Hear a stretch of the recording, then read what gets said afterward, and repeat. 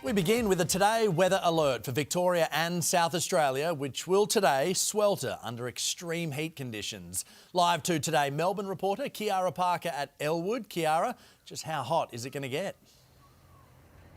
Well, Melburnians are set to swelter through the hottest day we've had here in years. It's forecast to reach 42 degrees, the city's hottest day since February 2023. Temperatures across most of the state today will be in the low to mid 40s, and this extreme heat will carry through until Friday, making it the most significant heatwave conditions we've seen since the summer of 2019-20. Firefighters will be on alert today after already battling an out-of-control blaze east of Wodonga. Total fire bans are in place for the Wimmera, Southwest and Central districts. And AMBO's a warning of the dangers of leaving children in locked cars while it's this hot today. Just in the last month, they've responded to 120 incidents. Beaches will be packed here with people trying to beat the heat, and police are ramping up patrols as part of Operation Summer Safe. Joel? Kiara, thank you. And just over the border, South Australians are also preparing for a record-breaking heat wave, with today marking the start of the longest stretch of hot days in 5 years. Extreme fire warnings have been issued for 12 out of 15 districts in the state. Adelaide will reach 42 degrees, with the Bureau warning it could get up to 46 degrees at Murray Bridge and Oak Valley. 7 men have been arrested over an international syndicate allegedly stealing dozens of cars from Brisbane streets and shipping them overseas as part of an $8 million heist.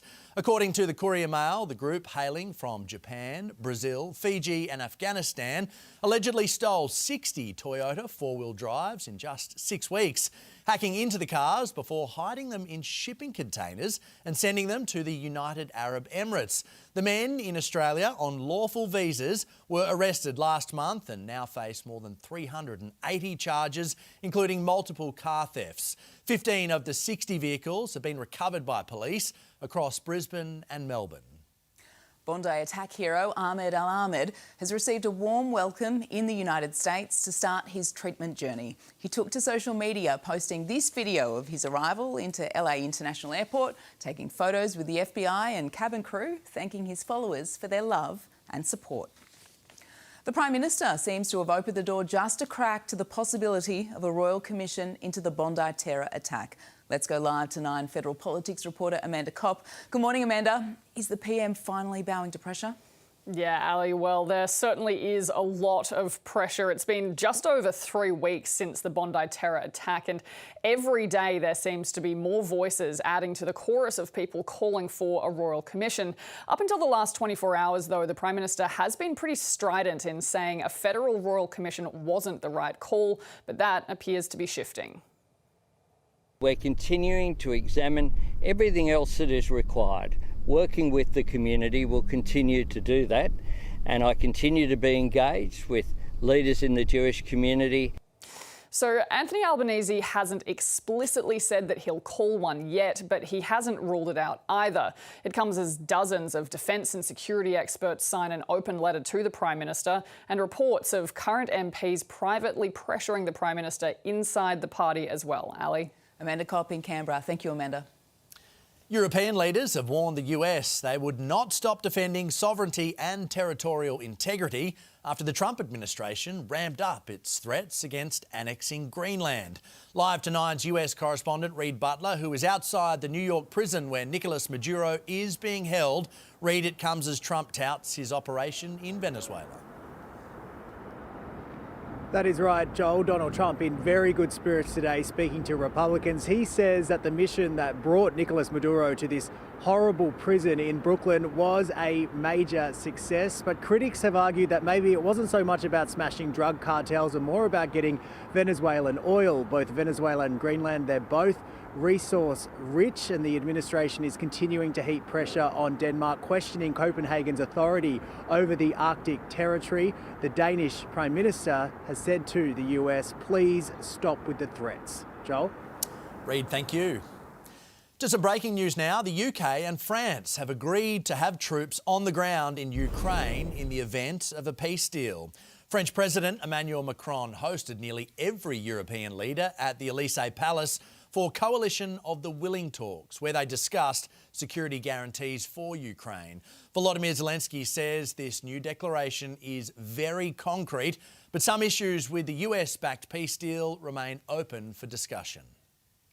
The UK has shivered through its coldest night of winter so far. Temperatures dropping to minus 12 degrees. Live 2's Europe correspondent Mimi Becker in London. Mimi, nowhere in the UK seems to have been spared from this Arctic blast.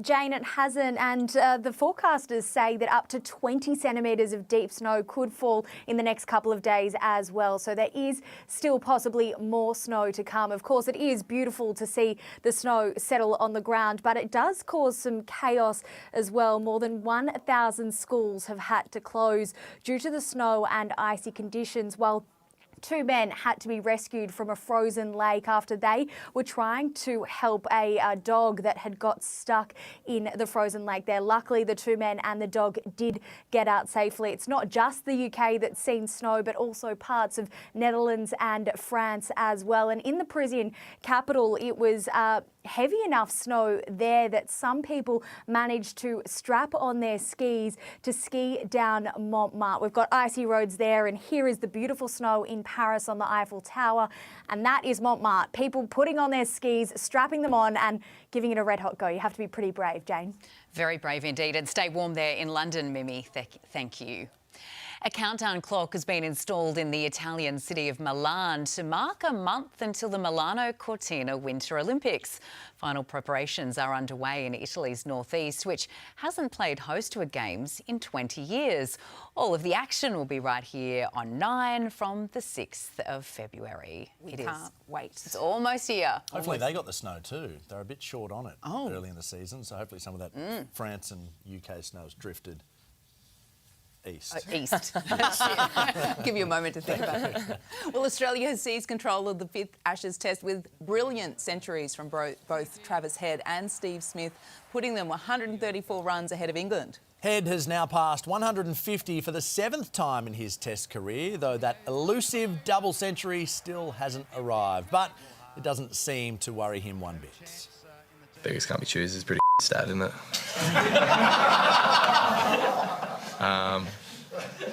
Yeah, much rather 160 to 170 than 0 to 10, so I ain't going to complain about that. Yep, pretty relaxed fellow. Smith remains unbeaten on 129 and will head back out with Bo Webster this morning with Australia at 7 for 518. Taking a look at the weather across the country today, plenty of clear skies for much of western, southern and eastern parts of Australia. Melbourne and Adelaide copping the brunt of this heat, reaching a top of 42 degrees. Whilst further north up in Queensland, they will experience showers and thunderstorms for your Wednesday.